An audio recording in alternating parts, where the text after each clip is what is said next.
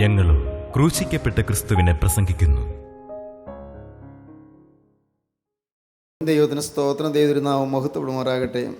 107 സങ്കീർത്തനം 28 വാക്യം മുതൽ നമുക്ക് വായിക്കാം. 28 വാക്യം മുതൽ. അവർ തങ്ങളുടെ കഷ്ടതയിൽ യഹോവയോട് നിലവിളിച്ചു. അവൻ അവരെ അവരുടെ ഞെരുക്കങ്ങളിൽ നിന്ന് വിടുവിച്ചു. അവൻ കൊടുങ്കാറ്റിനെ ശാന്തമാക്കി, തിരമാലകൾ അടങ്ങി. അവൻ കൊടുങ്കാറ്റിനെ ശാന്തമാക്കി, തിരമാലകൾ അടങ്ങി. ശാന്തത വന്നതുകൊണ്ട് അവർ സന്തോഷിച്ചു. ശാന്തത വന്നതുകൊണ്ട് അവർ സന്തോഷിച്ചു. അവർ ആഗ്രഹിച്ച തുറമുഖത്ത് അവൻ അവരെ എത്തിച്ചു. ആഗ്രഹിച്ച തുറമുഖത്ത് അവൻ അവരെ എത്തിച്ചു. ആഗ്രഹിച്ച തുറമുഖത്ത് എത്തിച്ചു. ആ തുറമുഖത്ത് എത്താൻ സാധ്യമല്ലാത്ത രീതിയിലുള്ള കൊടുങ്കാറ്റാണ് വീശിയത്. ഭയങ്കരമായ കൊടുങ്കാറ്റ്. അവിടെ ലക്ഷ്യസ്ഥാനത്ത് എത്തുകയില്ലെന്ന് തോന്നിപ്പോയി. ഈ നടുക്കടലിൽ തകർന്നു വീഴുമെന്ന് വിചാരിച്ചു. പക്ഷേ നിത്യനായ ദൈവം അവിടെ ഓടിയെത്തി അവരെ വിടുവിച്ചു. കൊടുങ്കാറ്റിനെ ശാന്തമാക്കി, തിരമാലകളെ അടങ്ങുമാറാക്കി. ദൈവം കൊടുങ്കാറ്റിനെ ശാന്തമാക്കി. കൊടുങ്കാറ്റുകൾ, അതാണ് നമ്മുടെ ചിന്താ വിഷയം. നിങ്ങൾക്ക് ഓർമ്മ കാണുമല്ലോ, കൊടുങ്കാറ്റ്. കർത്താവായ യേശുക്രിസ്തു പടയിൽ ഉള്ള സമയത്ത് കൊടുങ്കാറ്റ് ഊതി കർത്താവിനെ ശിഷ്യന്മാർ വിളിച്ച് ഉണർത്തി. കർത്താവ് എഴുന്നേറ്റ് കാറ്റിനെയും കടലിനെയും ശാസിച്ചു, ശാന്തത വന്നു. കർത്താവായ യേശു കൂടെ ഇല്ലാത്ത സമയത്ത് കൊടുങ്കാറ്റ് വന്നു. കർത്താവ് അക്കരെ ആ കടലിൻ്റെ അപ്പുറത്ത് നിൽക്കുകയാണ്. അപ്പോഴാണ് നടുക്കടലിൽ ഇവർ പോരാടുന്നത്, കൊടുങ്കാറ്റിനോട് പോരാടുന്നത്. ശിഷ്യന്മാർ ഭയചകിതരായിപ്പോയി. നടുക്കടലിൽ തീരുമെന്നവർക്ക് ഉറപ്പായി.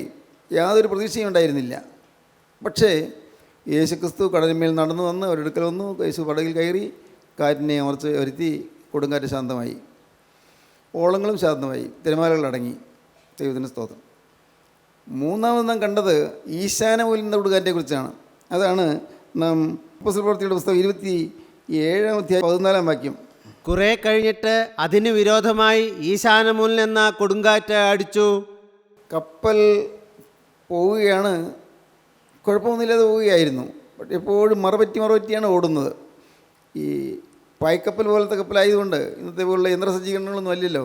അതുകൊണ്ട് കാറ്റിൻ്റെ ഗതിക്ക് അനുകൂലമാക്കിക്കൊണ്ട് വളരെ സൂക്ഷിച്ച് ഓരോ പ്രദേശത്തെത്തുമ്പോൾ, ഓരോ സ്ഥലത്തെത്തുമ്പോൾ അതിന് മറപറ്റി ഓടി അങ്ങനെ മുന്നോട്ട് പോവുകയായിരുന്നു. നല്ല ഭയപ്പാടുണ്ടായിരുന്നു കപ്പലിലുള്ളവർക്ക് എല്ലാവർക്കും. കപ്പിത്താനും ഭയപ്പാടുണ്ടായിരുന്നു. കാരണം എപ്പോഴാണ് കടൽ തിരമാലകളുടെ കൊടുങ്കാറ്റുകൊണ്ട് ഇളകുന്നത് അറിയാൻ വയ്യ. അപ്പോഴാണ് പെട്ടെന്ന് ഒരു വലിയ കൊടുങ്കാറ്റടിച്ചു. ഈശാനമൂലം എന്ന കൊടുങ്കാറ്റടിച്ചു. കപ്പലിൽ 276 പേരുണ്ട്. 276 പേര്. ഈ പൗലോസ്ലീഹ ഒഴികെയുള്ള ബാക്കി 275 പേർക്കും അവർക്ക് ദൈവവിശ്വാസമൊന്നുമില്ല. പക്ഷേ പൗലോസ്ലീഹ തടവുപുള്ളിയാണ്. യെരൂശലേമിൽ നിന്ന് റോമിലേക്ക് പോവുകയാണ്. എങ്കിലും തടവുപുള്ളിയാണെങ്കിലും പൗലോസ്ലീഹ ക്യാപ്റ്റനോട് പറഞ്ഞു, കപ്പിത്താനോട് പറഞ്ഞു, കേട്ടോ, ഈ യാത്രയിൽ വലിയ നാശനഷ്ടങ്ങൾ ഉണ്ടാകുമെന്ന് എനിക്ക് കർത്താവ് വെളിപ്പെടുത്തി തന്നിട്ടുണ്ട്. ആ മാലുമി വെച്ചാൽ കപ്പലിൻ്റെ ക്യാപ്റ്റൻ, ആ മാലുമിക്ക് അതങ്ങ് മനസ്സിലായില്ല. എന്താ അങ്ങനെ വെളിപ്പെടുത്തി തന്നു എന്നൊക്കെ പറഞ്ഞാൽ എന്താ മനസ്സിലാക്കാനാ? ദൈവം എനിക്ക് വെളിപ്പെടുത്തി തന്നു എന്ന് പറഞ്ഞാൽ എന്ത് മനസ്സിലാകും? ഒന്നും മനസ്സിലാവില്ലല്ലോ. മറ്റുള്ള പ്രജാതികളില്ലേ, അവർക്കൊന്നും ഇത് മനസ്സിലാവുകയില്ല. എങ്കിലും പൗലോസ്ലീഹ പറഞ്ഞു, കേട്ടോ, സ്വർഗത്തിൽ ദൈവം ഈ രാത്രി എൻ്റെ അടുക്കൽ വന്നു, എന്നോട് പറഞ്ഞു ഈ യാത്രയിൽ വലിയ അനർത്ഥങ്ങൾ സംഭവിക്കാൻ പോകുന്നുണ്ട് എന്നോട് പറഞ്ഞു. അവർ ഗവനിച്ചില്ല. അതുകൊണ്ട് സൂക്ഷ്മതയോടൊന്നും കാര്യങ്ങൾ മുമ്പോട്ട് നീക്കിയില്ല. സംഭവിച്ചത് വലിയൊരാപത്തായിരുന്നു. ഈശാനമൂലൻ എന്ന കൊടുങ്കാറ്റടിച്ചു. ഭയങ്കരമായൊരു കൊടുങ്കാറ്റ്. കിഴക്കും പടിഞ്ഞാറും നിന്ന് ഒരുമിച്ച് വരുന്നൊരു കൊടുങ്കാറ്റ്. അതിൽ നിന്ന് ആ ചുഴലിക്കാറ്റിന് രക്ഷപ്പെടാൻ സാധ്യതയില്ല. ഈശാനമൂലൻ എന്ന കൊടുങ്കാറ്റ് ആ കപ്പലിന് എതിരായി, അതിന് വിരോധമായി ആ കൊടുങ്കാറ്റടിച്ചു. കപ്പൽ, അടുത്ത വാക്യം. കപ്പൽ കാറ്റിൻ്റെ നേരെ നിൽപ്പാൻ കഴിയാതെ വണ്ണം കുടുങ്ങിയാൽ ഞങ്ങൾ കൈവിട്ട് അങ്ങനെ പാറിപ്പോയി. നിയന്ത്രണം വിട്ടുപോയി. കപ്പൽ നിയന്ത്രണത്തിൽ നിൽക്കുന്നില്ല, പാറിപ്പോവുകയാണ്. കപ്പൽ കാറ്റിൻ്റെ ഗതിക്കൊത്തോണം അങ്ങോട്ടും ഇങ്ങോട്ടും ചാഞ്ചാടി പാറി പോവുകയാണ്. അപകടം തീർച്ചയാണ്, ഉറപ്പാണ്. അടുത്ത വാക്യം. ക്ലൗദ എന്ന ചെറിയ ദ്വീപിൻ്റെ മറപറ്റി ഓടിയിട്ട് പ്രയാസത്തോടെ തോണി കൈവശമാക്കി. അത് വലിച്ചു കയറ്റിയിട്ട് അവർ കപ്പൽ ചുറ്റിക്കെട്ടിയും മറ്റും ഉറപ്പുവരുത്തി. പിന്നെ മണൽത്തിട്ടമേൽ അകപ്പെടും എന്ന് പേടിച്ച് പായ ഇറക്കി അങ്ങനെ പാറിപ്പോയി. ഞങ്ങൾ കൊടുങ്കാറ്റിനാൽ അത്യന്തം അലയുകൊണ്ടും പിറ്റേന്ന് അവർ ചരക്ക് പുറത്തു കളഞ്ഞു. ആ കപ്പലിലുള്ള ഭാരങ്ങളെല്ലാം പുറത്ത് കളഞ്ഞു, എല്ലാം കളഞ്ഞു. അങ്ങനെയെങ്കിലും കപ്പൽ താഴാതിരിക്കട്ടെ എന്ന് മനുഷ്യൻ ചെയ്യാവുന്നതെല്ലാം ചെയ്തു. മനുഷ്യൻ്റെ ബുദ്ധി കൊണ്ട് ചെയ്യാവുന്നതെല്ലാം ചെയ്തു. ദൈവത്തിന് സ്തോത്രം. അല്ലേ, നമ്മളങ്ങനെയല്ലേ? നമുക്ക് ചെയ്യാവുന്നതൊക്കെ നാം ചെയ്യുന്നുണ്ട്. എങ്ങനെയെങ്കിലും ഈ കടമൊന്ന് മാറിക്കിട്ടാൻ എന്താ പോകാൻ വഴി നാം ചെയ്യുന്നുണ്ട്. ഏതെങ്കിലും ഡോക്ടറെ കണ്ട ഈ രോഗം ഒന്ന് മാറിക്കിട്ടാൻ എവിടെയാണ് പോകേണ്ടത്, എവിടെയാണ് കാണേണ്ടത്, ഏത് ഡോക്ടറെയാണ് കാണേണ്ടത്, ഏത് ഹോസ്പിറ്റലിലാണ് പോകേണ്ടത്, നാം ചെയ്യാവുന്നതെല്ലാം ചെയ്യുന്നുണ്ട്. അനേകം കൊടുങ്കാറ്റുകളാണ് നമുക്കിന്ന് അനുഭവിക്കേണ്ടി വരുന്നത്. ദൈവത്തിന് സ്തോത്രം. ഒരുപക്ഷേ നിങ്ങളെല്ലാവരും തന്നെ കൊടുങ്കാറ്റേറ്റ് വലഞ്ഞവരായിരിക്കും. കൊടുങ്കാറ്റ്, യാതനകൾ, ദുരിതങ്ങൾ, അത്യാഹിതങ്ങൾ, വലിയ വലിയ ആക്സിഡൻറ്റ്സ്, അത്യാഹിതങ്ങൾ. ദൈവത്തിന് സ്തോത്രം.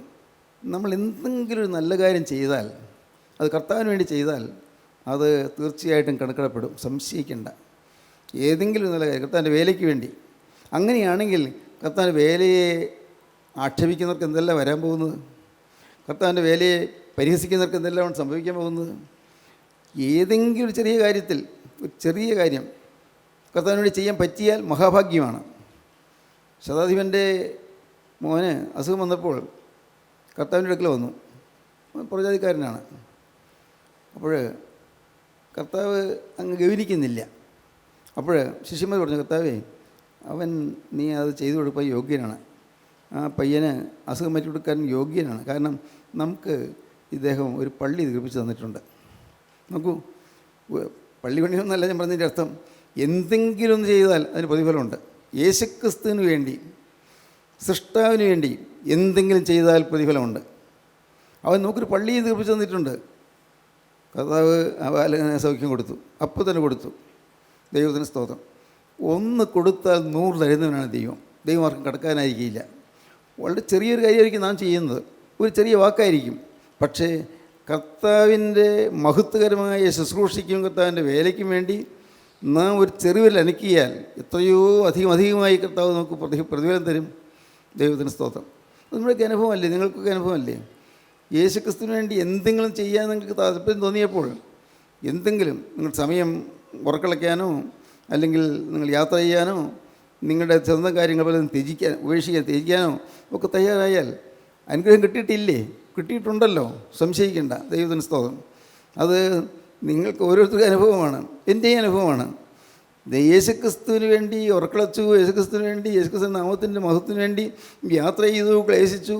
ദൈവമേ സ്തോത്രം. ഞാൻ ഓർക്കുന്നു, ഈ അങ്ങ് കോളേജ് കഴിഞ്ഞ് 3:30 ഇറങ്ങി പുറപ്പെട്ട് അടുത്ത ബസ്സിന് കയറി മൂവാറ്റുപുഴ എത്തുന്നു. പിന്നെ അടുത്ത ഫാസ്റ്റ് പാസിന് കയറി തിരുവല്ലയിൽ വെച്ച് ഇറങ്ങുന്നു, അല്ലെങ്കിൽ ഒരുപക്ഷെ ചെങ്ങന്നൂർ വെച്ച് ഇറങ്ങുന്നു. പിന്നീട് അവിടെ നിന്ന് വേറൊരു ബസ്സിൽ കയറി കൺവെൻഷൻ സ്ഥലത്ത് എത്തുന്നു. അപ്പോഴെല്ലാം ഈ ബാഗും തൂക്കി പിടിച്ചുകൊണ്ട് ഞാൻ കമ്പി പിടിച്ചുകൊണ്ടാണ് നിൽക്കുന്നത്. സ്ഥലമില്ല, ബസ്സിൽ സ്ഥലമില്ല. ഓർക്കുന്നു, അങ്ങനെ കർത്താവിന് വേണ്ടി ഓടുവാൻ എനിക്കൊരു മനസ്സ് വന്നത് എന്തുകൊണ്ടോ ദൈവം തന്നൊരു കൃപയാണ്. അതുകൊണ്ട് എനിക്ക് എന്തൊരു സമാധാനമാണ് കിട്ടിയത്. കുടുംബത്തിൽ സമാധാനം കിട്ടി. നിങ്ങൾ ക്രിസ്തുവിന് വേണ്ടി എന്തെങ്കിലും ചെയ്താൽ തീർച്ചയായിട്ടും കർത്താവ് കടക്കാരനായിരിക്കില്ല, ഉറപ്പാണ്. നിങ്ങളുടെ സമയം, നിങ്ങളുടെ സ്വാധീനം, നിങ്ങളുടെ കഴിവ്, നിങ്ങളുടെ പണം, നിങ്ങൾക്കുള്ള സാഹചര്യങ്ങൾ ക്രിസ്തുവിന് വേണ്ടി ഒരു മടി കൂടാതെയും സ്വന്തം ഹിതപ്രകാരം ആരുടെയും പ്രേരണ ഉണ്ടല്ല ചെലവഴിച്ചാൽ നിങ്ങൾക്കത് അനുഗ്രഹ സമൃദ്ധിയിലേക്ക് നിങ്ങൾ നടത്തും. ഇവിടെ എല്ലാവരും സാധനങ്ങളെല്ലാം പുറത്ത് കളയേണ്ടി വന്നു. നിൽക്കാൻ നിർവാഹമില്ലാത്തതുപോലെ വിഷമിച്ചു. അടുത്ത വാക്യം. 3-ാം നാൾ അവർ സ്വന്തം കൈയാൽ കപ്പൽ കോപ്പും കടലിൽ ഇട്ടുകളഞ്ഞു. വളരെ നാളായിട്ട് സൂര്യനെയോ നക്ഷത്രങ്ങളെയോ കാണാതെയും വല്ലാത്ത കൊടുങ്കാറ്റ് അടിച്ചും കൊണ്ട് ഇരിക്കുകയാൽ ഞങ്ങൾ രക്ഷപ്പെടുമെന്നുള്ള ആശയൊക്കെയും അറ്റുപോയി. സ്തോത്രം. എന്തൊരു കൊടുങ്കാറ്റാണ്! രക്ഷപ്പെടുന്നുള്ള ആശയൊക്കെ അറ്റുപോയി. ഞാൻ ചോദിച്ചോട്ടെ, ഇന്ന് ഈ വാക്കുകളെ കേൾക്കുന്ന നിങ്ങൾ ചിലരെങ്കിലും ഞാനിങ്ങനെ രക്ഷപ്പെടില്ല എന്ന് വിചാരിച്ചിരിക്കുന്നവരില്ലേ? എൻ്റെ കാര്യമൊന്നും നേരെയാവുമ്പോഴില്ല, നീ ഒരു തീരുമാനം എടുത്തതാണ്, പിന്നെയും തെറ്റിപ്പോയി. ദൂരം തീരുമാനം എടുത്തു, എന്തെല്ലാം സമർപ്പണം പറഞ്ഞു, പിന്നെ തെറ്റിപ്പോയി. എൻ്റെ കാര്യം പോക്കാണ്. എൻ്റെ സഹോദരങ്ങളെ, നിങ്ങൾ കേൾക്കൂ, നിങ്ങൾ വിശ്വസിക്കൂ. നിങ്ങളുടെ താഴ്ചയിൽ, നിങ്ങളുടെ തളർച്ചയിൽ, നിങ്ങളുടെ മ്ലാനതയിൽ നിങ്ങളെ കാണുന്ന, നിങ്ങൾ ഉദ്ധരിക്കാണ്ട് നിൽക്കുന്ന ക്രിസ്തുവിനെ നിങ്ങൾ കാണുക. ക്രിസ്തു സ്നേഹസമ്പന്നനാണ്. ക്രിസ്തു സ്നേഹം മാത്രമാണ്. നിങ്ങളുടെ പ്രയാസം അറിയുന്നവനാണ്, നിങ്ങളുടെ വേദന അറിയുന്നവനാണ്, നിങ്ങളുടെ അലങ്കോലങ്ങൾ അറിയുന്നവനാണ്, നിങ്ങളുടെ അകവലാതികൾ അറിയുന്നവനാണ്, നിങ്ങളുടെ മനക്ലേശങ്ങൾ അറിയുന്നവനാണ്. പക്ഷെ ഒന്ന് ഓർത്തുകൊള്ളണം, ക്രിസ്തു നിങ്ങൾക്ക് എന്തെങ്കിലും ചെയ്തു തന്നെങ്കിൽ നന്ദി വേണം. ക്രിസ്തുവിനോട് നന്ദി വേണം. ക്രിസ്തു അതിനുവേണ്ടി ഉപയോഗിച്ചവരോട് നന്ദി വേണം, മറക്കരുത്. ക്രിസ്തുവിനോട് നന്ദി വേണം. ക്രിസ്തുവിൻ്റെ വേണ്ടി നിങ്ങൾക്ക് ഉപകാരം ചെയ്തവരോടും നിങ്ങൾക്ക് നന്ദി വേണം. ഇല്ലെങ്കിൽ ആ കിട്ടിയ അനുഗ്രഹങ്ങൾ പോകുമെന്ന് മാത്രമല്ല, നിങ്ങൾക്ക് കൂടുതൽ നഷ്ടം സംഭവിക്കും. ക്രിസ്തുവിനോട് നന്ദി. അനേകം ദൈവമക്കൾക്ക് കർത്താവ് തരേണ്ടതെല്ലാം തന്നിട്ടുണ്ട്, പക്ഷെ നന്ദിയില്ല. കർത്താവ് തരേണ്ടതൊക്കെ തന്നു, എല്ലാം തന്നു, ചോദിച്ചതൊക്കെ തന്നു. ഇനിയും ചിലത് നിങ്ങൾക്ക് കിട്ടേണ്ട ആവശ്യമുണ്ട്, അതും തരും. പക്ഷേ നന്ദി വേണം, നന്ദിയുള്ള ജീവിതം. യേശുക്രിസ്തുവിനോട് നന്ദി. എൻ്റെ കർത്താവേ, എനിക്ക് അർഹതയില്ലാഞ്ഞിട്ട് നീ എന്നെ സ്നേഹിച്ചുവല്ലോ, ഞാൻ പാവിയായിരുന്നിട്ട് നീ എൻ്റെ കാര്യങ്ങൾ അന്വേഷിച്ചല്ലോ, ഒരു നന്ദി. ദൈവത്തിന് സ്തോത്രം. നമുക്കറിയാൻ പാടില്ലേ, ഈ ഭൂമിയിൽ നമുക്കൊരു ഉപകാരം ചെയ്തുകൊണ്ട് നമുക്ക് നന്ദിയില്ലേ? ഞാൻ എന്നും പ്രാർത്ഥിക്കുമ്പോൾ ഒടുവിൽ ഹൈസ്കൂളിലെ ഹെഡ് മാസ്റ്റർ മുത്തായി സാറിൻ്റെ കാര്യം ഓർക്കും, പ്രാർത്ഥിക്കും. എന്താണ്? മുത്തായി സാറിന് വേണ്ടി ഞാൻ പ്രാർത്ഥിക്കും. മുത്തായി സാറ് ഈ ഭൂമിയിലെ എൻ്റെ ഭൗതികമായ ജീവിതത്തിൽ എൻ്റെ അഭിവൃദ്ധിക്ക് കാരണക്കാരൻ അദ്ദേഹമാണ്. ദൈവം അദ്ദേഹത്തെയാണ് ഉപയോഗിച്ചത്. അദ്ദേഹത്തിൻ്റെ ഉത്സാഹം കൊണ്ട് മാത്രമാണ് ഞാൻ പഠിക്കാൻ 10ാം ക്ലാസ് കഴിഞ്ഞിട്ട് പഠിക്കാൻ മുന്നോട്ട് പോയത്. അദ്ദേഹം മാത്രം. അദ്ദേഹം പൈസ തന്ന് സഹായിച്ചു, അദ്ദേഹം പ്രോത്സാഹനം തന്നു, ഓരോ ചുവടുവയ്പ്പിലും എന്നെ സഹായിച്ചു. നോക്കണേ, അത് ഒരു അത്ഭുതം പറയാം. അദ്ദേഹം മരിക്കുന്നത് ഈ വീട്ടിൽ കിടന്നാണ്. ദൈവത്തിന് സ്തോത്രം. അതൊക്കെ ഒരു അത്ഭുതമാണ്. അദ്ദേഹം റിട്ടയർ ചെയ്തതിനു ശേഷം അദ്ദേഹം കൂട്ടായ്മയുടെ ഒരു പ്രധാനപ്പെട്ട ആളായി. ദൈവത്തിൻ്റെ വേലയ്ക്ക് വേണ്ടി ഞങ്ങൾ എവിടെ പോകുമ്പോഴും കൂടെ പോരും. ദൈവത്തിന് സ്തോത്രം. ഒരവസരത്തിൽ കോഴിക്കോട്ട് ഞങ്ങൾ ഒരു പ്രസംഗത്തിന് പോവുകയായിരുന്നു. സാറും ഉണ്ടായിരുന്നു. ആർക്കും പറ്റിയില്ല. പക്ഷേ വാൻ ഒരു ഭാഗത്തേക്ക് ഒന്ന് ഇടിച്ചു. ഒരു വാനില്ല പോയത്. ദൈവത്തിന് സ്തോത്രം. ആർക്കൊന്നും പറ്റിയില്ല, വണ്ടിക്കും കാര്യമായിട്ടൊന്നും പറ്റിയില്ല. ദൈവത്തിന് സ്തോത്രം. ഞാൻ ഓർക്കുന്നു, ഞങ്ങളുടെ കൂടെ കർത്താവിൻ്റെ വേലയെ അദ്ദേഹം സഹകരിച്ചു വന്നു. എന്തുകൊണ്ട് ഞാൻ അദ്ദേഹത്തെ ഓർക്കാൻ കാരണം, അദ്ദേഹത്തിന് വേണ്ടി പ്രാർത്ഥിക്കാൻ കാരണം, എനിക്ക് ഉപകാരം ചെയ്ത ആളാണ്, എന്നെ സഹായിച്ച ആളാണ്. നിങ്ങളോട് ഞാൻ തുറന്നു പറയാമല്ലോ, എൻ്റെ പെങ്ങളുടെ കല്യാണം നടക്കുന്ന സമയത്ത് ആഭരണം വാങ്ങാനും സാരി വാങ്ങാനും അതുപോലെ തന്നെ സ്ത്രീധനം കൊടുക്കാനും ഒന്നും രൂപ ഉണ്ടായിരുന്നില്ല. ഇവിടെ ഒന്നും ഉണ്ടായിരുന്നില്ല. കാര്യം എനിക്കും ആലീസിന് ശമ്പളമുണ്ട്, പക്ഷേ രൂപയൊന്നും ഉണ്ടായിരുന്നില്ല, നീക്കി ബാക്കിയൊന്നും ഉണ്ടായിരുന്നില്ല. അന്ന് സാർ എന്നോട് ചോദിച്ചു, നിനക്ക് എത്ര രൂപ വേണ്ടതെന്ന് ചോദിച്ചു. എത്ര രൂപ വേണ്ടതെന്ന് ചോദിച്ചു. ഒരു മടിയും കൂടാതെ. ഞാൻ പേടിച്ചാണ് അത്രയും ചോദിച്ചാൽ പറ്റുമെന്ന് ചോദിച്ചു. പേടിച്ച് ചോദിച്ചു. സാറ് അതിനപ്പുറം തന്നു. പിന്നെ ഭാഗ്യവശാൽ സ്കൂളിൽ ഞാൻ എൻ്റെ ശമ്പളം കിട്ടുമ്പോൾ അതെല്ലാം തിരിച്ച് കൊടുത്തുകൊണ്ടിരുന്നു. അപ്പോഴപ്പോൾ കുറേശ്ശെ കൊടുത്തുകൊണ്ടിരുന്നു.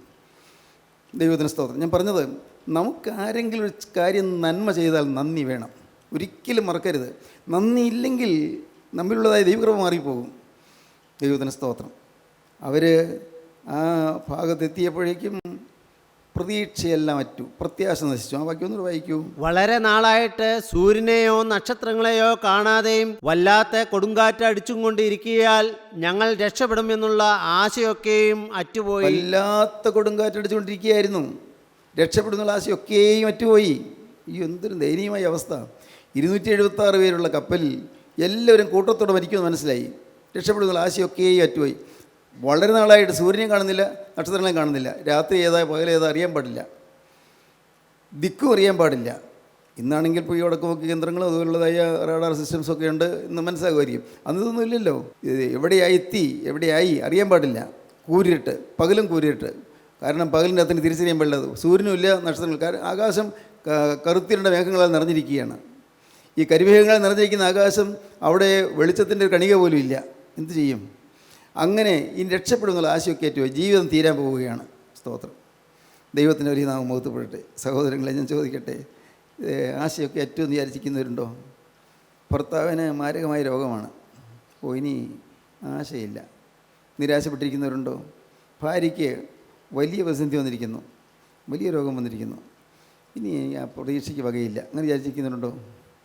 ഒരു ജോലി ഉണ്ടായിരുന്നു, ജോലി പോയി, ഇനി അതൊന്നും കിട്ടാൻ പോകുന്നില്ല. ഉണ്ടായിരുന്ന ജോലി പോയി, ഈ വരുമാനമൊന്നുമില്ല, എന്ത് ചെയ്യും? എന്ന് എനിക്കറിയാൻ പാടില്ല. ഇനി അങ്ങ് ജീവിച്ച് പോവുക, മരിക്കുമ്പോൾ മരിക്കട്ടെ. ഇങ്ങനെ നിരാശപ്പെട്ട് ആശ അസ്തമിച്ച് പരിശ്രമമെല്ലാം നിർത്തി, പ്രാർത്ഥനയും നിർത്തി, പ്രതീക്ഷകൾ അസ്തമിച്ച് വലയുന്നവരാരെങ്കിലും ഉണ്ടോ ഈ വാക്കുകൾ കേൾക്കുന്നത്? പ്രിയരെ, ഞാൻ പറയട്ടെ, ദൈവത്തിന് സ്തോത്രം. നിങ്ങളൊരിക്കലും അടുത്തു പോകരുത്, ഒരിക്കലും അടുത്തു പോകരുത്. 7 പ്രാവശ്യം IELTS പരീക്ഷ എഴുതിയ ഒരാളെ വിളിച്ചു. 7 പ്രാവശ്യം IELTS പരീക്ഷ എഴുതി. പറഞ്ഞു, സാറേ ഞാൻ മടുത്തു, ഒരിക്കലും കിട്ടിയില്ല, ഇത്തവണയും കിട്ടിയില്ല. ഞാൻ പറഞ്ഞു, അങ്ങനെ വിചാരിക്കണ്ട, ട്രൈ ചെയ്യുക, കിട്ടുന്നവരെ എഴുതുക. ഇത്തവണ എഴുതുന്ന വിചാരിക്കേണ്ട, കിട്ടുന്നവരെ എഴുതുക. പിന്നെ ഞാൻ പറഞ്ഞു എനിക്കറിയാം നിങ്ങൾക്ക് ഓരോ പരീക്ഷ എഴുതുമ്പോഴും കുറച്ച് പൈസ ചിലവാകുമെന്നറിയാം. ശരിയാണ്, സാരമില്ല, എഴുത്. ഏതായാലും ദൈവം കൃപ ചെയ്താൽ അടുത്ത പ്രാവശ്യം തന്നെ കിട്ടാനായിട്ട് ഞാൻ പ്രാർത്ഥിക്കാം. പക്ഷേ കിട്ടിയില്ല നിങ്ങൾ വിഷമിക്കരുത്, എഴുതണം, കിട്ടുന്നവരെ എഴുതാമെന്ന് വിചാരിക്കണം. അനേകരെ മടുത്തിരിക്കുകയാണ് ജീവിതത്തിൽ, മടുത്ത ജീവിതം, പ്രതീക്ഷ നശിച്ച ജീവിതം, എല്ലാ സ്വപ്നങ്ങളും കരിഞ്ഞുണങ്ങിയ ജീവിതം. കരിഞ്ഞുണങ്ങിയ ജീവിതമായിരുന്നു എൻ്റേത്. ദൈവത്തിന് സ്തോത്രം. കരിഞ്ഞുണങ്ങിയ ജീവിതം, നിരാശപ്പെട്ടു പോയ ജീവിതം, തകർന്നു പോയ ജീവിതം, ആശയറ്റ ജീവിതം, എല്ലാ പ്രതീക്ഷകളും നഷ്ടപ്പെട്ട ജീവിതം. ദൈവത്തിന് സ്തോത്രം. മുഖം വാടി കരിഞ്ഞിരുന്നു, മ്ലാനവതനായിരുന്നു. ദൈവത്തിന് സ്തോത്രം. എൻ്റെ കർത്താവേ, ദൈവത്തിൻ്റെ വലിയ നാമം മഹത്വപ്പെടട്ടെ. സ്വർഗത്തിലെ ദൈവം എൻ്റെ മുഖം ഉയർത്തി തന്നു. സ്വർഗത്തിലെ ദൈവം എൻ്റെ മുഖത്ത് നിന്ന് ആ മ്ലാനതയുടെ മൂടുപടം മാറ്റിക്കളഞ്ഞു. കർത്താവിന് സ്തോത്രം. സ്വർഗത്തിലെ ദൈവം എൻ്റെ ഹൃദയത്തിന് സമാധാനം തന്നു, സംതൃപ്തി തന്നു, സന്തോഷം തന്നു. ദൈവത്തിന് സ്തോത്രം. എൻ്റെ ആഗ്രഹം ഞാൻ പറയട്ടെ, ഇന്ന് ഈ വാക്കുകൾ കേൾക്കുന്ന നിങ്ങൾ ഓരോരുത്തരും, നിങ്ങൾ നിരാശപ്പെട്ടിരിക്കാതെ നിങ്ങൾ പുതിയ പ്രതീക്ഷകൾ പുലർത്തുക. പുതിയ പ്രതീക്ഷകളോടെ നിങ്ങൾ ഉണരുക. കർത്താവേ, എനിക്ക് എൻ്റെ യേശുവിന് വേണ്ടി എൻ്റെ ആയുസ് മുഴുവനായി ചെലവഴിക്കപ്പെടണം. അത് മാത്രം മതി, വേറെ ഒന്നും ചെയ്യണ്ട. എൻ്റെ യേശുവിന് വേണ്ടി, എൻ്റെ യേശുവിൻ്റെ രാജ്യത്തിൻ്റെ പ്രചരണത്തിന് വേണ്ടി എൻ്റെ ആയുസ് മുഴുവനായി ചെലവഴിക്കപ്പെടണം. ഈ ആയുസിൽ നീ എൻ്റേതായി ഒരു ദിവസം ഇല്ല, ഉള്ളതെല്ലാം യേശുവിൻ്റേതാണ്. എനിക്ക് എത്ര ദിവസമുണ്ടോ എനിക്ക് ആയുസ്, അതെല്ലാം യേശുവിൻ്റേത്. അങ്ങനെ പറയാൻ നിങ്ങൾക്ക് പറ്റുമോ? പറഞ്ഞാൽ പോരല്ലോ, പറ്റുമോ നിങ്ങൾക്ക്? അങ്ങനെ സമർപ്പണം എടുക്കാൻ പറ്റുമോ? ദൈവത്തിന് സ്തോത്രം. എത്ര ആയുസ്സുണ്ട് അത് എനിക്കറിയാൻ പാടില്ല. നാളെ പ്രഭാതം ഞാൻ കണ്ടോ എനിക്കറിയാൻ പാടില്ല. കർത്താവേ, ഉള്ള ആയുസ്, ഉള്ള കാലം മുഴുവനായി, സ്തോത്രം, മുഴുവനായി യേശുക്രിസ്തുവിന് വേണ്ടി മുഴുവനായി സ്പെൻഡ് ഔട്ടാകാൻ, ചെലവഴിക്കപ്പെടാൻ എനിക്ക് സമ്മതമാണ്, എനിക്ക് ആഗ്രഹമാണ്, എനിക്ക് ദാഹമാണ്, എനിക്ക് ആർത്തിയാണ്. കർത്താവേ, സ്തോത്രം. പറയാൻ പറ്റുമോ നിങ്ങൾക്ക്? എന്നാൽ നിങ്ങൾ ഉത്തരോത്തരം വളരെ നിങ്ങൾക്ക് കാണാം, അഭിവൃദ്ധിപ്പെടുന്ന നിങ്ങൾക്ക് കാണാം. ഒന്നിനുമേത് ഒന്നായിട്ട് ഇങ്ങനെ അഭിവൃദ്ധിയിലേക്ക് നിങ്ങൾ കുതിച്ചു കയറുന്ന നിങ്ങൾക്ക് കാണാം. സ്തോത്രം. ദൈവത്തിന് സ്തോത്രം. ഭൗതികമായ അഭിവൃദ്ധിയും വരും, ആത്മീയമായി നിങ്ങൾക്ക് നല്ല വിശുദ്ധിയുടെ ഉറപ്പ് കിട്ടും, ധൈര്യം കിട്ടും. നിങ്ങൾക്ക് കർത്താവിന് വേണ്ടി ഓടുവാനുള്ളതായ ആരോഗ്യം കിട്ടും, ബലം കിട്ടും. എല്ലാം നടക്കും, ഒന്നും നടക്കാതിരിക്കുകയില്ല. ദൈവത്തിന് സ്തോത്രം. വളരെ നാളായിട്ട് സൂര്യനെയോ നക്ഷത്രങ്ങളെയോ കാണാതെയും വല്ലാത്ത കൊടുങ്കാറ്റടിച്ചുകൊണ്ടിരിക്കിയാൽ ഞങ്ങൾ രക്ഷപ്പെടുന്നുള്ള ആശയൊക്കെയും അറ്റുപോയി. അടുത്ത വാക്യം. അവർ വളരെ പട്ടിണി കിടന്ന ശേഷം പൗലോസ് അവരുടെ നടുവിൽ നിന്നുകൊണ്ട് പറഞ്ഞത്, പുരുഷന്മാരെ, എൻ്റെ വാക്ക് അനുസരിച്ച് ക്രേത്തയിൽ നിന്ന് നീക്കാതെയും ഈ കഷ്ടനഷ്ടങ്ങൾ സമ്പാദിക്കാതെയും ഇരിക്കേണ്ടതായിരുന്നു. ഞാൻ പറഞ്ഞതനുസരിച്ച് നിങ്ങൾ നിന്നിരുന്നെങ്കിൽ നിങ്ങൾ ഇപ്പോൾ ഈ വിഷമം വരില്ലായിരുന്നു. അന്ന് ക്രീറ്റിൽ നിന്ന്, ക്രേത്തയിൽ നിന്ന് നമ്മൾ പുറപ്പെടാൻ നേരത്തെ ഞാൻ പറഞ്ഞില്ലേ, എനിക്ക് ദൈവം പറഞ്ഞു തന്നിട്ടുണ്ട്, അപകടം ഉണ്ടെന്ന് പറഞ്ഞു തന്നതാണ്. അത് നിങ്ങളൊന്ന് കേട്ടിരുന്നെങ്കിൽ, നിങ്ങൾ അത് അനുസരിച്ചിരുന്നെങ്കിൽ ഈ കുഴപ്പം വരില്ലായിരുന്നു, അന്ന് പുറപ്പെടരുതായിരുന്നു. എങ്കിലും ഇപ്പോൾ ധൈര്യത്തോടിരിപ്പാൻ ഞാൻ നിങ്ങളോട് അപേക്ഷിക്കുന്നു. കേട് വന്നു, ശരിയാണെങ്കിൽ ഇപ്പോൾ ധൈര്യത്തോടിരിപ്പാൻ ഞങ്ങളോട് അപേക്ഷിക്കുന്നു. സ്തോത്രം. ഇപ്പോൾ ശരിയാണ്, ശരിയല്ലേ? ഇതുവരെ പറ്റികളൊക്കെ പറ്റി, അനുസരണക്കേടൊക്കെ ഒരുകൂടി വന്നു. അനുസരണക്കേട്, സമർപ്പണം പറഞ്ഞു, സമർപ്പണം നിന്ന് പുറകോട്ട് മാറി, തീരുമാനം എടുത്തു, തീരുമാനം ലംഘിച്ചു. ഇതുവരെ അങ്ങനെയൊക്കെയാണ്. പക്ഷേ ഇപ്പോൾ നിങ്ങൾ ധൈര്യത്തോടിരിപ്പീൻ. സ്തോത്രം. എന്തൊരു ശക്തിയാണ് ആ വാക്കുകൾക്ക്. ഇപ്പോൾ ധൈര്യത്തോടെ. ഇതുവരെ എല്ലാം പരാജയമാണ്, തൊട്ടതെല്ലാം പരാജയം, ഒരിടത്തും ജയം കിട്ടിയില്ല, എല്ലാം പരാജയം, എല്ലാം നിരാശ. ഇപ്പോൾ ധൈര്യത്തോടിരിപ്പീൻ എന്ന് ഞാൻ നിങ്ങളോട് അപേക്ഷിക്കുന്നു. ഇപ്പോൾ ധൈര്യത്തോടിരിക്കുക. ഇപ്പോൾ നാം അങ്കലാപ്പിലിരിക്കേണ്ട സമയമല്ല, ഇപ്പോൾ നാം പ്രാർത്ഥിക്കേണ്ട സമയമാണ്. ഇപ്പോൾ ഈ വൈകിയ സമയത്താണെങ്കിൽ നാം ഒട്ടും മടിക്കാതെ പ്രാർത്ഥിച്ച് കർത്താവിന് കൃപ പ്രാപിക്കേണ്ട സമയമാണ്. നിത്യനായ ദൈവത്തിൽ നിന്ന്, സർവശക്തനായ സർവ്വല്ലഭനായ ദൈവത്തിൽ നിന്ന് കൃപ അനുഭവിക്കേണ്ട സമയമാണ്. ഇപ്പോൾ നിങ്ങൾ അലസരായിരിക്കരുത്, ഇപ്പോൾ നിങ്ങൾ ധൈര്യത്തോടിരിപ്പീൻ എന്ന് ഞാൻ നിങ്ങളോട് അപേക്ഷിക്കുന്നു. പിന്നെ എങ്കിലും ഇപ്പോൾ ധൈര്യത്തോടിരിപ്പാൻ ഞാൻ നിങ്ങളോട് അപേക്ഷിക്കുന്നു. കപ്പലിനല്ലാതെ നിങ്ങളിൽ ആരുടെയും പ്രാണന് ഹാനി വരികയില്ല. വ്യക്തമാണ്. വീണ്ടും പറയുക, ധൈര്യത്തോടെ പറയുന്നത്. കപ്പലിന് കേടുവരും, പക്ഷേ നമ്മുടെ ആരുടെയും പ്രാണൻ നശിക്കുകയില്ല, മരിക്കില്ല. ഇത് കപ്പൽ ഛേദത്തിൽ നമ്മൾ ആരും മരിക്കാൻ പോകുന്നില്ല. എൻ്റെ കർത്താവ് എനിക്ക് വെളിപ്പെടുത്തി തന്നാണെന്നാണ് പറയുന്നത്. ഇത് സ്വർഗത്തിലെ ദൈവം എനിക്ക് വെളിപ്പെടുത്തി തന്നു. നല്ല ധൈര്യത്തിൽ പറയുന്നത്. കാരണം ദൈവമായിട്ടുള്ള ബന്ധത്തിലാണ് നിൽക്കുന്നത്. ഈ വലിയ കൊടുങ്കാറ്റിന് മധ്യത്തിൽ ദൈവമായിട്ടുള്ള ബന്ധം പോയില്ല. സ്നേഹിതരെ, നിങ്ങൾ ഓർക്കൂ, ഏത് വലിയ കൊടുങ്കാറ്റ് വരുമ്പോഴും, ഏത് വലിയ അത്യാഹിതം വരുമ്പോഴും, വലിയ മാരകമായ രോഗം വരുമ്പോഴും ദൈവത്തോടുള്ള ബന്ധം പോകരുത്, ദൈവ സാന്നിധ്യം പോകരുത്. വളരെ പ്രധാനപ്പെട്ട കാര്യമാണ് ഈ പറയുന്നത്. സ്തോത്രം. എപ്പോഴെങ്കിലും നിങ്ങൾ സമയത്ത് നിങ്ങൾക്ക് വരൾച്ച തോന്നുമ്പോൾ ഉടനെ നിങ്ങൾ തിരിഞ്ഞു നോക്കണം. എൻ്റെ കർത്താവേ, ചിലപ്പോൾ യാത്ര ചെയ്യുമ്പോഴായിരിക്കും, കർത്താവേ, എവിടെയെങ്കിലും എനിക്ക് തെറ്റുപറ്റിയോ, എൻ്റെ മനോഭാവത്തിൽ എവിടെയെങ്കിലും പാവം വന്നിട്ടാണോ നിൻ്റെ സാന്നിധ്യം പോയത്? ചിന്തിക്കണം. അപ്പോൾ ചിലപ്പോൾ ഒരു പക്ഷേ നമ്മുടെ ചിന്തയിൽ കൂടി പോയ ഏതെങ്കിലും ഒരു കാര്യമായിരിക്കും, ആരെക്കുറിച്ചെങ്കിലും ചിന്തിച്ച ഒരു കാര്യമായിരിക്കും ദൈവം പ്രസാദിക്കാത്തത്. അത് ഉടനെ തിരിച്ചറിയുന്നു, കർത്താവെ ക്ഷമിക്കണമേ, ഉടനെ യഥാസ്ഥാനപ്പെടും. പെട്ടെന്ന് കർത്താവ് യഥാസ്ഥാനപ്പെടുത്തും, ഒട്ടും വൈകിയില്ല. അതുകൊണ്ട് നിങ്ങൾ എപ്പോഴും ക്രിസ്തുവിൻ്റെ സാന്നിധ്യം വേണമെന്ന് ആഗ്രഹിച്ചുകൊള്ളണം. ക്രിസ്തുവിൻ്റെ സാന്നിധ്യം കൂടിയേ പറ്റൂ. എപ്പോഴാണെങ്കിലും ഏത് സമയത്താണെങ്കിലും ക്രിസ്തുവിൻ്റെ സാന്നിധ്യമുണ്ട്. ആ സാന്നിധ്യം ഉള്ളതുകൊണ്ടാണ് ഞാൻ ജീവിച്ചിരിക്കുന്നത്. ആ സാന്നിധ്യം ഉള്ളതുകൊണ്ടാണ് എനിക്കിന്ന് ഇത്ര ആരോഗ്യമുള്ളത്. ആ സാന്നിധ്യം ഉള്ളതുകൊണ്ടാണ് എനിക്കിതിന് സംസാരിക്കാൻ പറ്റുന്നത്. ആ സാന്നിധ്യം അതാണ് എന്നെ ഇന്ന് നിർത്തിയിരിക്കുന്നത്. ദൈവത്തിന് സ്തോത്രം. ക്രിസ്തുവിൻ്റെ സാന്നിധ്യം, the very presence of God, ദൈവത്തിൻ്റെ സാന്നിധ്യം കിട്ടുക വലിയൊരു ഭാഗ്യമാണത്, ദൈവ സാന്നിധ്യം. ഇപ്പോൾ നിങ്ങളൊരു സെക്കൻഡ് ചിന്തിക്കൂ, നിങ്ങൾ ചിന്തിക്കുക, ഈ ക്രിസ്തുവിൻ്റെ സാന്നിധ്യം എപ്പോഴും എനിക്കുണ്ടോ? കാരണം അതിനൊക്കെ കേട്ടു, പറഞ്ഞ കാര്യങ്ങൾ വരെ എനിക്ക് മനസ്സിലായി. ഇപ്പോൾ യേശു ക്രിസ്തു എൻ്റെ ഈ ഹൃദയത്തിനുള്ളിൽ വസിക്കുന്നുണ്ടോ? ക്രിസ്തു അവിടെ പ്രസന്നതയോടെ ഇരിക്കുന്നുണ്ടോ? അതോ കർത്താവ് ശ്വാസം മുട്ടിയിരിക്കുകയാണോ? അതോ കർത്താവ് വെളിയിൽ നിന്നുകൊണ്ട് മുട്ടിക്കൊണ്ട് നിൽക്കുകയാണോ? കർത്താവ് ദൂരെ നിൽക്കുകയാണോ? എന്നിൽ നിന്ന് ദൂരെ അകന്നു പോയിരിക്കുകയാണോ? ഇപ്പോഴത്തെ എൻ്റെ അവസ്ഥ എന്താണ്? പ്രിയപ്പെട്ടവർ, നിങ്ങൾ അവരെ ആരെയും നോക്കണ്ട, തന്നെ ചിന്തിച്ചാൽ മതി. ഇപ്പോഴത്തെ ഒരു അവസ്ഥ എന്താണ്? ചിന്തിക്കണം. ഇന്നിപ്പോൾ ചിന്തിക്കുക മാത്രമല്ല, എന്നും ചിന്തിക്കണം, എപ്പോഴും ചിന്തിക്കണം. ഇപ്പോഴത്തെ എൻ്റെ അവസ്ഥ എന്താണ്? ക്രിസ്തു എന്നിൽ നിന്ന് മാറിപ്പോയോ? കർത്താവിൻ്റെ വലിയ നാമം മഹത്വപ്പെടട്ടെ. അങ്ങനെ എപ്പോഴും ആ ജാഗ്രതാവസ്ഥയിൽ നിൽക്കുകയാണെങ്കിൽ കർത്താവായ യേശു ക്രിസ്തുവിൻ്റെ സാന്നിധ്യം നിങ്ങൾക്ക് കിട്ടുമെന്ന് മാത്രമല്ല, നിങ്ങൾ സകല പാപങ്ങളും കർത്താവ് ക്ഷമിച്ചു തരികയും നിങ്ങളെ ആനന്ദവായ്പോടെ ഉയർത്തിയെടുക്കുകയും ചെയ്യും, ഉദ്ധരിക്കും. ദൈവത്തിന് സ്തോത്രം. എന്നാൽ ഇപ്പോൾ ധൈര്യത്തോടിരിപ്പാൻ ഞാൻ നിങ്ങളുടെ അപേക്ഷിക്കുന്നു. കപ്പലിനല്ലാതെ നിങ്ങൾ ആരുടെയും പ്രാണന് ഹാനി വരികയില്ല.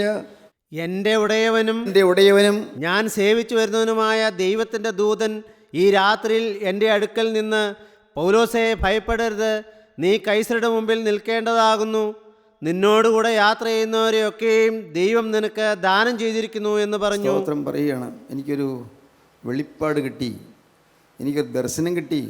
എൻ്റെ ദൈവം എൻ്റെ അടുക്കൽ വന്നു. ഈ രാത്രി ദൈവം വന്നു, പൗലോസേ ഭയപ്പെടരുത്, നീ കൈസരുടെ മുമ്പിലെത്തും, നീ റോമിലെത്തും, സംശയിക്കേണ്ട, ഈ കപ്പലിൽ അടിഞ്ഞു പോയില്ല, നീ റോമിലെത്തും. ഈ കപ്പൽ റോമിലേക്ക് പോവുകയാണല്ലോ, റോമിലെത്തും. നീ സീസറുടെ മുമ്പിൽ ചെല്ലും. ഒക്കെ സത്യമായും നിനക്കവിടെ എത്താൻ പറ്റും. തന്നെയല്ല, ഈ കപ്പലിലുള്ള ബാക്കി 275 പേർക്കും യാതൊരു അപകടവും വരികയില്ല, ഹാനി വരികയില്ല. സ്തോത്രം. എന്തൊരു ധൈര്യമാണ്. സ്തോത്രം. എൻ്റെ പ്രിയപ്പെട്ടവരെ, ഇന്ന് നിങ്ങളുടെ ഈ ധൈര്യം പ്രാപിക്കണം. ഈ ധൈര്യം പ്രാപിക്കണം, വേറൊന്നും വേണ്ട. നിങ്ങൾ ഭീരുക്കളാകരുത്, നിങ്ങൾ പിശാചിനിടം കൊടുക്കരുത്, ഭയപ്പെടരുത്, ഒന്നിലും ഭയപ്പെടരുത്. എന്ത് വന്നാലും എന്താണ്, വന്നാലെന്താ? ഞാൻ മരിച്ചാൽ ഞാൻ യേശുവിൻ്റെ കൂടെ, ജീവിച്ചാലും ഞാൻ യേശുവിന് വേണ്ടി. എന്താ പേടിക്കാനുള്ളത്? ഞാൻ മരിച്ചാൽ ഞാൻ യേശുവിൻ്റെ കൂടെ. ഭൗതിക ശരീരയുടെ മണ്ണിൽ വിശ്രമിക്കും, പക്ഷേ എൻ്റെ ആത്മാവ് നിത്യതയിൽ ക്രിസ്തുവിൻ്റെ ഇടയിലെത്തും. ഈ ഒരു ഉറപ്പ് നമുക്ക് വേണം. അത് കിട്ടിയേ പറ്റൂ, ഒരിക്കലും മാറ്റിക്കളയരുത്. അത് നിങ്ങളുടെ ഹൃദയത്തിൽ എപ്പോഴും നിറഞ്ഞു നിൽക്കണം. യേശു ക്രിസ്തുവിൻ്റെ അകത്തിരിക്കുന്നു, യേശു ക്രിസ്തുവിൻ്റെ ഹൃദയത്തിലിരിക്കുന്നു, യേശു ക്രിസ്തുവിൻ്റെ ജീവിതത്തിൻ്റെ നിയന്ത്രണം ഏറ്റെടുത്തിരിക്കുന്നു. എൻ്റെ ഭരണം യേശുവിൻ്റെ കയ്യിലായിരിക്കുന്നു. എന്നെ യേശു ഏറ്റെടുത്തിരിക്കുന്നു, എൻ്റെ കാര്യം യേശു ഏറ്റെടുത്തിരിക്കുന്നു. എന്നെ മാത്രമല്ല, എൻ്റെ കുടുംബത്തെയും യേശു ഏറ്റെടുത്തിരിക്കുന്നു. എന്നെ മാത്രമല്ല, എൻ്റെ കുടുംബത്തെയും മാത്രമല്ല, എൻ്റെ കൂട്ടായ്മയും യേശു ഏറ്റെടുത്തിരിക്കുന്നു. എൻ്റെ ദൈവമക്കളെ, എൻ്റെ കൂട്ടായ്മയിലുള്ള ദൈവമക്കളെ യേശു ഏറ്റെടുത്തിരിക്കുന്നു. എൻ്റെ സഹോദരന്മാരെ യേശു ഏറ്റെടുത്തിരിക്കുന്നു. ഒരു ഉറപ്പ് നിങ്ങൾക്ക് വേണം പ്രിയപ്പെട്ടവർ, നിങ്ങൾക്കൊരു ഉറപ്പ്, ഒരു ധൈര്യം വേണം. കർത്താവിന് സ്തോത്രം.